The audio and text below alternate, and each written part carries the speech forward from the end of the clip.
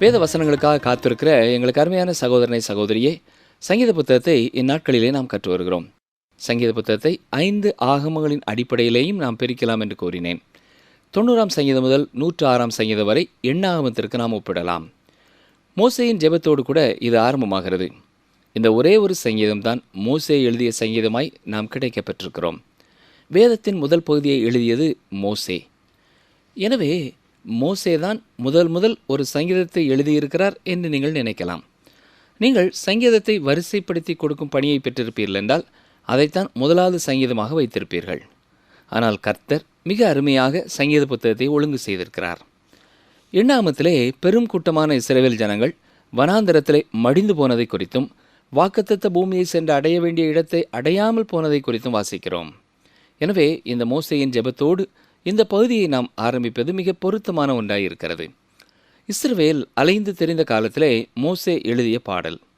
எகிப்தின் அடிமைத்தனத்தை விட்டு இஸ்ரவேல் ஜனங்கள் வெளியே வந்தபொழுது முதலாவது சீனாய் மலைக்கு நேராய் வழிநடத்தப்பட்டார்கள். அங்கே தேவன் அவர்களுக்கு நியாயப்பிரமாணத்தை கொடுத்தார். பின்னர் அவர்கள் வாக்குத்தத்த பூமிக்குள்ளே நுழையும் வாயிலிலே இருந்தார்கள். ஆனால் அதற்குள்ளே நுழைவதற்கு பதிலாக மீண்டும் வனாந்தரத்திற்கு நேராய் திரும்பினார்கள். காரணம் என்ன?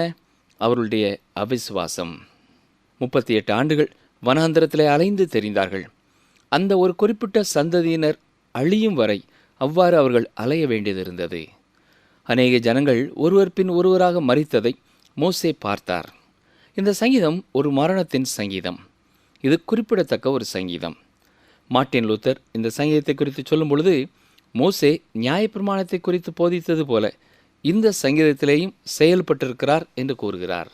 ஏனென்றால் இங்கே அவர் மரணத்தை குறித்து, பாவத்தை குறித்து, நியாய தீர்ப்பை குறித்து ஜனங்கள் உணர்ந்து கொள்ளும்படியாக அவர்கள் பாவமான வழிகளை அவர்கள் கண் முன்னாலே வைக்கிறார் என்று குறிப்பிட்டிருக்கிறார். இந்த சங்கீதம் எவ்வாறு ஆரம்பமாகிறது பாருங்கள். சங்கீதம் 90 முதல் 2 வசனங்கள். ஆண்டவரே, தேவரீர் தலைமுறை தலைமுறையாக எங்களுக்கு அடைக்கலமானவர். பர்வதங்கள் தோன்றும் முன்னும் நீர் பூமியையும் உலகத்தையும் உருவாக்கும் முன்னும் நீரே அனாதியாய் என்றென்றைக்கும் தேவனாயிருக்கிறீர். நாம் காணக்கூடிய கடந்த காலம் முதல் நாம் காணக்கூடிய எதிர்காலம் வரை தேவன் தேவனாயிருக்கிறார். மனிதன் அவருடைய சிருஷ்டிகளிலே ஒன்றுதான்.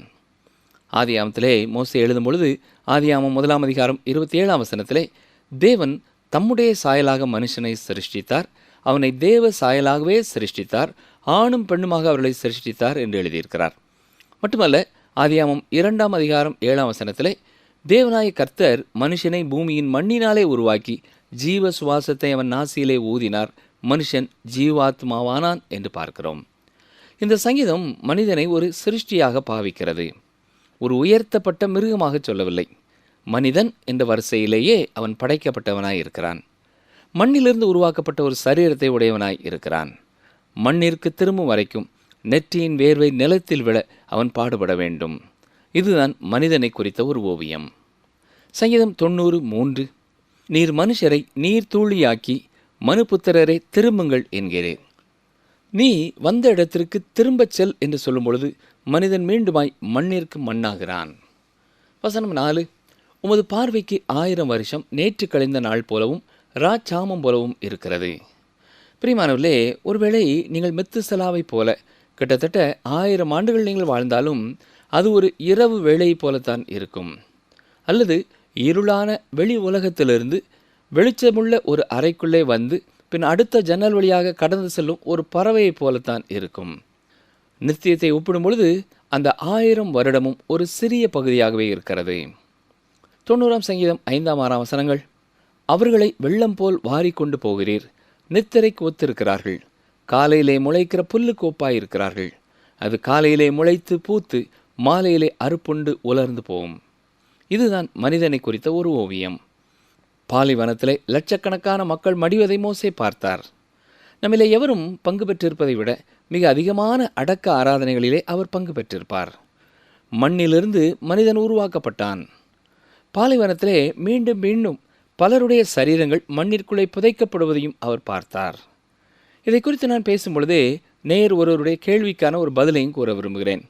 சில விசுவாசிகளுடைய சரீரம் எரிக்கப்பட்டு விடுகிறதே, அப்படி என்றால் உயிர்த்தெழும் நாளிலே அவருடைய நிலைமை என்ன என்று கேட்கிறார்கள். சூழ்நிலைகளினாலே சாம்பலாய்ப்போன மனிதர்களையும் கர்த்தர் உயிரோடு எழுப்புவார் என்பதை நாம் மறந்து போகக்கூடாது. இன்னும் சிலர் தங்கள் சரீரங்கள் எரிக்கப்பட்டு அந்த சாம்பலை கடல்களிலே கரைக்க வேண்டும் என்று விரும்புகிறார்கள். ஏனென்றால் தேவன் தங்களை மீண்டும் உயிரோடு எழுப்ப தாங்கள் விரும்பவில்லை என்கிறார்கள். பிரியமானவர்களே, இயேசுவை இரட்சகராக ஏற்றுக்கொண்டவர்கள் பொதுவாக சரீரம் அடக்கம் செய்யப்படுவதை விரும்புகிறார்கள். யோவான் 12ஆம் அதிகாரம் 24ஆம் வசனத்திலே இயேசு சொல்லும் பொழுது, மெய்யாகவே மெய்யாகவே நான் உங்களுக்கு சொல்கிறேன், கோதுமை மணியானது நிலத்தில் விழுந்து சாகாவிட்டால் தனித்திருக்கும், செத்ததே ஆகில் மிகுந்த பலனை கொடுக்கும் என்று கூறியிருக்கிறார். இது இயேசு கிறிஸ்துவின் மரணத்தையும் உயிர்த்தெழுதலையும் குறித்து கூறுகிறது. உங்களுக்கு அருமையான ஒருவருடைய சரீரத்தை நீங்கள் அடக்கம் செய்யும் பொழுது ஒரு நாள் அவரும் உயிரோடு எழுப்பப்படுவார் என்பதை நீங்கள் நம்புகிறீர்கள். பழங்காலங்களிலே கல்லறை தோட்டத்தை குறித்து சொல்லும் பொழுது 2 வார்த்தைகளை கூறினார்கள். ஒன்று, அதை ஒரு சத்திரம் என்றார்கள், அதாவது ஒரு குறிப்பிட்ட காலம் மக்கள் நித்திரை செய்யும் இடம். அல்லது ஒரு வயல் என்றார்கள், அதாவது விதை ஊன்றப்படும் இடம். பொதுவாக நாம் விதையை எரிக்கிறதில்லை.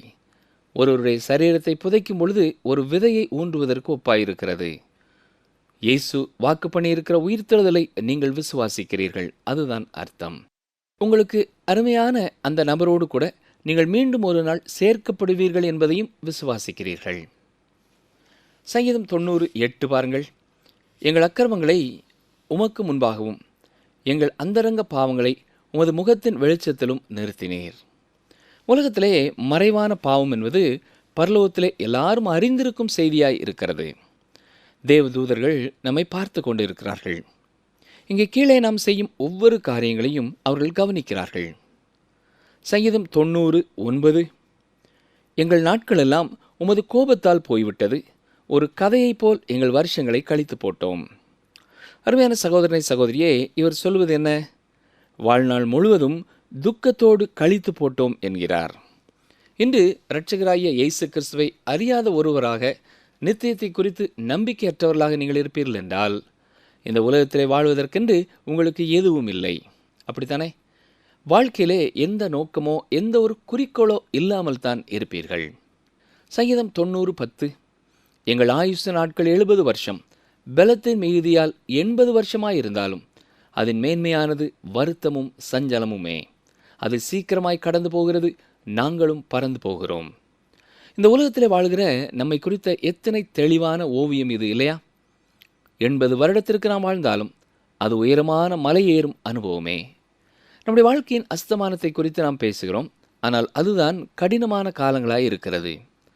ஒரு எதிர்காலத்தை உடையவர்களாக இருப்பது மிகச் சிறந்தது. ஒரு விசுவாசி கிறிஸ்துவின் மேல் தனது எதிர்காலத்தை குறித்த நம்பிக்கையை வைக்கும் பொழுது அந்த எதிர்காலத்தையும் அவன் பெற்றுக்கொள்கிறான். சங்கீதம் 90:12, நாங்கள் ஞான இருதயமுள்ளவர்களாகும்படி எங்கள் நாட்களை எண்ணும் அறிவை எங்களுக்கு போதித்தரலும். கிறிஸ்துவே நமக்கு ஞானமானார்.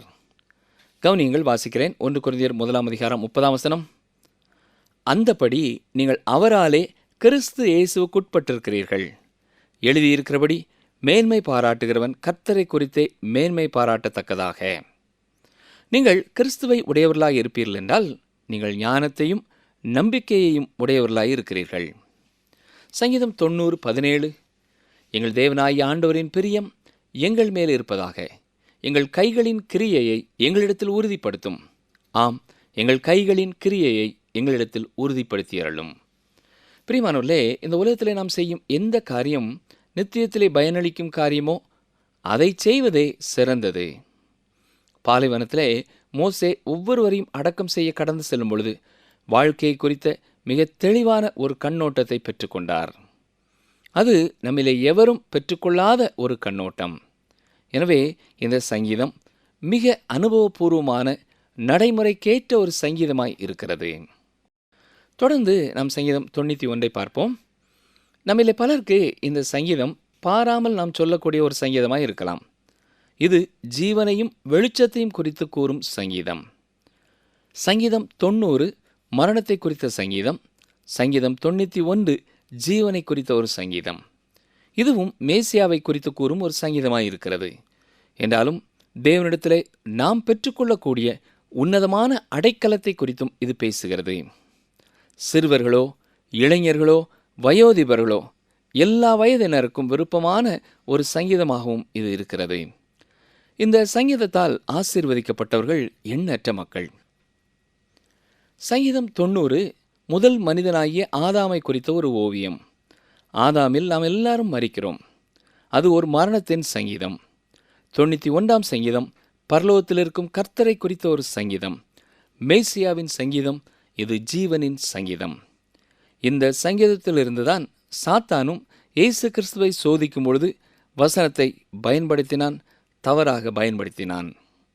சங்கீதம் 91 முதல் 2 வசனங்களை பாருங்கள். உன்னதமானவரின் மறைவில் இருக்கிறவன் சர்வ வல்லவருடைய நிழலில் தங்குவான். நான் கர்த்தரை நோக்கி, நீர் என் அடைக்கலம், என் கோட்டை, என் தேவன், நான் நம்பியிருக்கிறவர் என்று சொல்லுவேன். இந்த சங்கீதத்திலே சொல்லப்பட்டிருக்கிற எந்த ஒரு மனிதனும், முதலாம் சங்கீதத்திலே சொல்லப்பட்டிருக்கிற பாக்கியவானான மனிதனும் ஒரே நபர்தான். அவர்தான் பூரணமான, பரிசுத்தமான, பாவமற்ற மனிதனாகிய இயேசு கிறிஸ்து. அவர் எப்பொழுதுமே உன்னதமானவருடைய மறைவிலே தான் இருக்கிறார். ஆனால் பிரச்சனை என்னவென்றால், நான் சில வேளைகளிலே அங்கே இருக்கிறேன், சில வேளைகளிலே அப்படிப்பட்ட அருமையான இடத்தை விட்டு வெளியே வந்து விடுகிறேன். சங்கீதம் 91 3 முதல் 5 வரை கவனியுங்கள். அவர் உன்னை வேடனுடைய கண்ணிக்கும் பாழாக்கும் கொள்ளை நோய்க்கும் தப்புவிப்பார். அவர் தமது சிறகுகளாலே உன்னை மூடுவார். அவர் செட்டைகளின் கீழே அடைக்கலம் புகுவாய். அவருடைய சத்தியம் உனக்கு பரிசையும் கேடகமும் ஆகும். இரவில் உண்டாகும் பயங்கரத்துக்கும் பகலில் பறக்கும் அம்புக்கும். யுத்தத்திற்கு சென்ற ஒரு கிறிஸ்தவ போர் வீரன் இதை தேவன் தனக்காக கொடுத்திருக்கிறார் என்று இந்த வசனங்களை திரும்ப திரும்ப சொல்லி ஜெபிப்பானாம். இதன் விளைவாகவே நான் யுத்தத்திலே மரிக்காமல் பத்திரமாய் திரும்பி வந்தேன் என்று கூறினான். அந்த வசனங்களே தன்னை காத்து கொண்டது என்றான். சங்கீதம் 91:6 பாருங்கள். இருளில் நடமாடும் கொள்ளை நோக்கும் மத்தியானத்தில் பாழாக்கும் சங்காரத்துக்கும் பயப்படாதிருப்பாய். கப்பற்படையிலே பணியாற்றிய மற்றொரு போர் வீரன் இள வயதிலேயே இந்த வசனத்தை தனக்கென்று எடுத்துக்கொண்டு முதிர் வயதிலே சிறந்த பணி செய்து ஓய்வு பெற்றாராம். அவர் தனக்கென்று எடுத்துக்கொண்ட வசனம் என்ன தெரியுமா? உன் பக்கத்தில் 1000 பேரும் உன் வலதுபுறத்தில் 10,000 பேரும் விழுந்தாலும் அது உன்னை அணுகாது. உன் கண்களால் மாத்திரம் நீ அதை பார்த்து துன்மார்க்கருக்கு வரும் பலனை காண்பாய் என்பதுதான். பிரியமானவர்களே, கர்த்தருடைய பிள்ளைகள் ஒவ்வொருவருமே இந்த வசனங்களை பயன்படுத்தலாம். கர்த்தர் தம்முடைய ஜனங்களுக்கு பல சமயங்களிலே இதை நிரூபித்திருக்கிறார். ஆனால் உண்மையில் இந்த வசனம் இயேசு கிறிஸ்துவை குறித்து கூறுகிறது. முதலாவது நாம் அவரை குறித்து சிந்திப்போம். அவரிலே எந்த பாவமும் இல்லை. பாவத்தின் விளைவான வியாதியோ மரணமோ அவரை தொடவில்லை. எல்லா வகைகளிலேயும் அவர் பூரணமானவர். ஏனென்றால் அவர் தமது பிதாவிலே பூரண நம்பிக்கை வைத்திருந்தார். அவருக்கு பூரணமாய் கீழ்ப்படிந்து நடந்தார். பிசாசானவனால் அவரை தொட முடியவில்லை. உன்னதமானவரின் மறைவிலே, அவருடைய செட்டையின் நிழலிலே இந்த உலகத்திலே வாழ்ந்தபடியினாலே அவருக்கு எப்பொழுதும் அடைக்கலம் இருந்தது. அவரிடத்திலே எந்த பயமும் இல்லை. அவரை வேறு யாருடனும் ஒப்பிட முடியாது. வாழ்க்கையிலே தேவன் மேல் நம்பிக்கை வைத்து அவருக்கு கீழ்ப்படிந்து அவரை பின்பற்றும் ஒவ்வொருவரும் அதே பாதுகாவலை தங்களுக்கென்றும் எடுத்துக்கொள்கிறார்கள் என்று நாமும் விசுவாசிக்கலாம். யுத்தத்திலே பணியாற்றிய 2 வீரர்களை குறித்து கூறினேன். அவர்கள் கர்த்தர் மேல் நம்பிக்கை வைத்து அவரை பின்பற்றினபடினாலே உரிமையோடு கூட அந்த வசனங்களை தங்களுக்கென்று எடுத்துக்கொண்டார்கள். அது அவர்களுடைய வாழ்க்கையிலே உண்மையாயிற்று. சங்கீதம் 91 9, 10 வசனங்கள். எனக்கு அடைக்கலமாயிருக்கிற உன்னதமான கர்த்தரை உனக்கு தாபரமாக கொண்டாய். ஆகையால் பொல்லாப்பு உனக்கு நேரிடாது, வாதை உன் கூடாரத்தை அணுகாது. கவனித்தீர்களா? இதுவும் கர்த்தராய் இயேசு கிறிஸ்துவை குறித்து கூறுகிறது. வசனங்கள் 11, 12. உன் வழிகளில் எல்லாம் உன்னை காக்கும்படி உனக்காக தம்முடைய தூதர்களுக்கு கட்டளையிடுவார். உன் பாதம் கல்லில் இடராதபடிக்கு அவர்கள் உன்னை தங்கள் கைகளில் ஏந்தி கொண்டு போவார்கள். இந்த வேத பகுதியைத்தான் பிசாசானவன் இயேசுவினிடத்திலே கூறினான். இயேசு கிறிஸ்துவை குறித்து இது சொல்லப்பட்டிருக்கிறது என்பதை பிசாசானவனும் அறிந்திருந்தான். இன்று வேத கலாசாலைகளிலேயும் பேராசிரியராயிருக்கிற பலரும் இது இயேசு கிறிஸ்துவை குறித்து பேசுகிறது என்பதை அறிந்திராவிட்டாலும் பிசாசானவன் அவை எல்லாவற்றையும் அறிந்தவனாய் இருக்கிறான். லூக்கா 4:10 இதை குறித்து நாம் வாசிக்கிறோம். அங்கே பிசாசானவன் தன்னுடைய சொந்த பயனுக்காக கர்த்தருடைய வார்த்தையை எடுத்து பேசினான். இந்த வசனத்தை அங்கே முழுமையாக அவன் பயன்படுத்தவில்லை. உன் வழிகளில் எல்லாம் என்பதை அவன் விட்டுவிட்டான். இயேசு கிறிஸ்து தன் பிதாவின் சித்தத்தின்படி இந்த பூமியிலே வந்தார். அவருடைய பாதையிலே நடந்தார். கல்களை அப்பமாக்கும்படி முற்பட்டிருப்பார் என்றால் பிதாவின் சித்தத்திற்கு வெளியே அவர் சென்றிருப்பார். சாத்தானிடத்திலிருந்து ராஜ்யத்தை அவர் பெற்றிருப்பார் என்றால், உப்பருகையிலிருந்து அவர் கீழே குதித்திருப்பார் என்றால் தேவனுடைய சித்தத்திற்கு வெளியே சென்றிருப்பார். ஏனென்றால் அது எதுவுமே தேவனுடைய வழி அல்ல. இங்கே கொடுக்கப்பட்டிருக்கிற வாக்குத்தத்தம் என்ன? உன் வழிகளில் எல்லாம் உன்னை காக்கும்படி உனக்காக தம்முடைய தூதர்களுக்கு கட்டளையிடுவார். இப்பொழுது 14, 15 வசனங்களை பார்ப்போம். இங்கே 2 வார்த்தைகளை கவனிக்க வேண்டும். 2 வசனங்களையும் கவனிக்க வேண்டும். அவன் என்னிடத்தில் வாஞ்சையாயிருக்கிறபடியால் அவனை விடுவிப்பேன். என் நாமத்தை அவன் அறிந்திருக்கிறபடியால் அவனை உயர்ந்த அடைக்கலத்திலே வைப்பேன். அவன் என்னை நோக்கி கூப்பிடுவான், நான் அவனுக்கு மறு உத்தரவு அருளிச் செய்வேன். ஆபத்தில் நானே அவனோடு இருந்து அவனை தப்புவித்து அவனை கனப்படுத்துவேன். நாம் கவனிக்க வேண்டிய வார்த்தைகள்: 1, வாஞ்சையாக இருக்கிறபடியால். அடுத்தது, அறிந்திருக்கிறபடியால். இந்த 2 வார்த்தைகளும் மிக முக்கியமானவை. பூரணமான மனிதனான இயேசு கிறிஸ்து மரணத்தின் வாய்க்குள் சென்றார். பூமியின் தாழ்விடங்களுக்கு சென்றார். அதன் பொருள் என்ன? மரணத்தையும் கல்லறையையும் அவர் கண்டார். மரணத்திலிருந்து கிறிஸ்துவை தேவன் 3வது நாள் உயிரோடு எழுப்பினார்.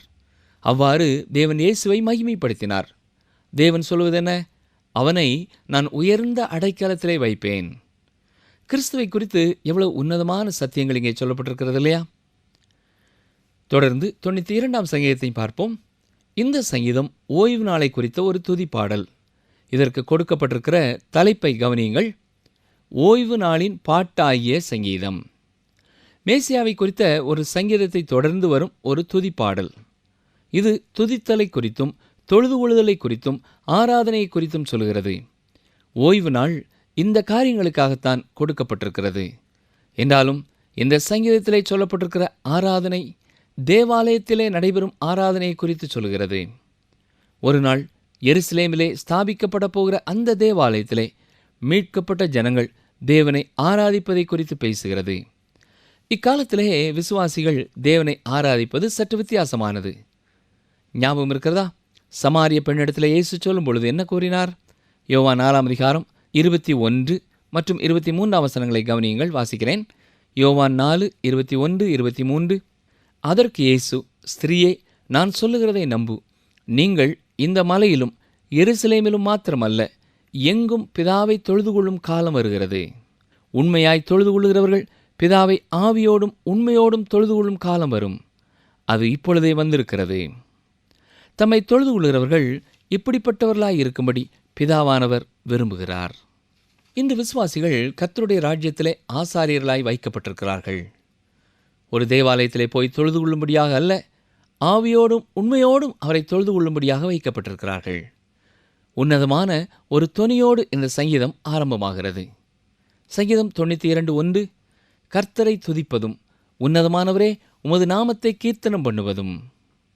இன்று நீங்கள் ஒரு நல்ல காரியத்தை செய்ய விரும்புகிறீர்களா? அப்படி என்றால் கர்த்தரை துதியுங்கள். இப்பொழுதே இருக்கிற இடத்திலே நீங்கள் எங்கு இருந்தாலும் அவரை பாடி கீர்த்தனம் பண்ணுங்கள். சங்கீதம் 92:2, 10 நரம்பு வீணையினாலும் தம்புருவினாலும் தியானத்தோடு வாசிக்கும் சுரமண்டலத்தினாலும். கர்த்தரை காலையிலே நீங்கள் துதிக்கலாம், மதியம் துதிக்கலாம், மாலையிலே துதிக்கலாம், இரவிலே அவரை நீங்கள் துதிக்கலாம். ஏனென்றால் அவருடைய கிருபையையும் அவருடைய சத்தியத்தையும் நாம் அனுபவிக்கிறோம். நம்மிலே பலர் காலையிலே ஆண்டவரை துதிக்கிறோம். ஆனால் பலமுறை மாலையிலே நித்திரைக்கு செல்லும் முன்னதாக அவரை துதிக்க மறந்து விடுகிறோம். ஒவ்வொரு நாள் இரவும் கூட அந்த நாள் முழுவதும் எத்தனை ஆச்சரியமாக அவர் நம்மை வழிநடத்தினார் என்பதை நினைத்து நாம் அவரை துதிக்கலாம். சங்கீதம் 92:6 பாருங்கள்.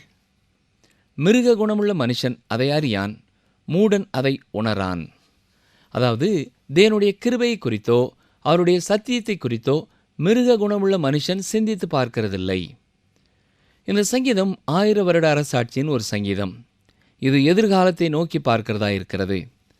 ஓய்வு நாளிலே மீண்டுமாக தேவனை ஆராதிக்கும் ஒரு காலத்தை இது எட்டி பார்க்கிறது. இந்நாட்களிலே நம்மிலே பலர் ஓய்வு நாளிலே தேவனை ஆராதிக்கிறதில்லை. இயேசு கிறிஸ்து மரணத்திலிருந்து வாரத்தின் முதல் நாளிலே உயிரோடு எழுந்தபடினாலே அந்த நாளிலேயே நாம் தேவனை ஆராதிக்கிறோம். சங்கீதம் 92:8, கர்த்தாவே, நீர் என்றென்றைக்கும் உன்னதமானவராயிருக்கிறீர். 1000 வருட அரசாட்சியின் காலத்திலே தேவனுக்கு கொடுக்கப்படும் ஒரு பெயர், அவர் உன்னதமானவர். இது ஒரு 1000 வருட அரசாட்சியின் அருமையான பாடல். இந்த சங்கீதத்தின் சில வசனங்கள் இந்த உலகத்தின் நிலைமையையும் பார்க்கிறது. மனிதனை மிருக குணமுள்ளவனாய் பார்க்கிறது. அவன் நீதியாய் நடப்பதில்லை என்பதை பார்க்கிறது. அவன் தேவனை ஏறிட்டு பார்க்கிறதில்லை என்பதையும் கூறுகிறது. மனிதன் தேவனை ஏறிட்டு பார்ப்பதற்கு பதிலாக அவன் கீழ் நோக்கி பார்த்து, பாவத்தை நோக்கி பார்த்து, அக்கிரமத்தை விரும்புகிறவனாய் இருக்கிறான். எனவே அவனை மூடன் என்று சங்கீதக்காரன் அழைக்கிறார். நல்ல உணர்வு அவனுக்கு இல்லை.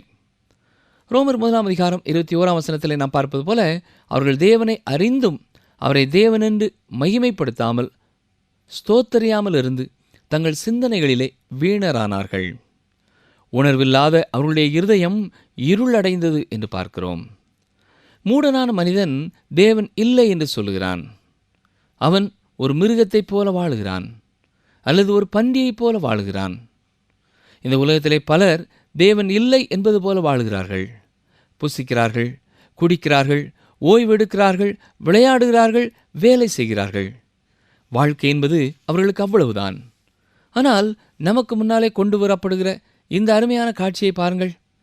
சங்கீதம் 92:12, நீதிமான் பனையைப் போல் செழித்து லீபனோனில் உள்ள கேதுருவைப் போல் வளருவான். பனையானது வெற்றியின் அடையாளமாயிருக்கிறது. கேதுரு மரம் பலனை குறித்து பேசுகிறது. எனவே கர்த்தரோடு கூட ஐக்கியமாக அவரோடு கூட நடக்கும் நீதிமான்களை குறித்து இந்த வசனம் தெளிவாய் சொல்லுகிறது.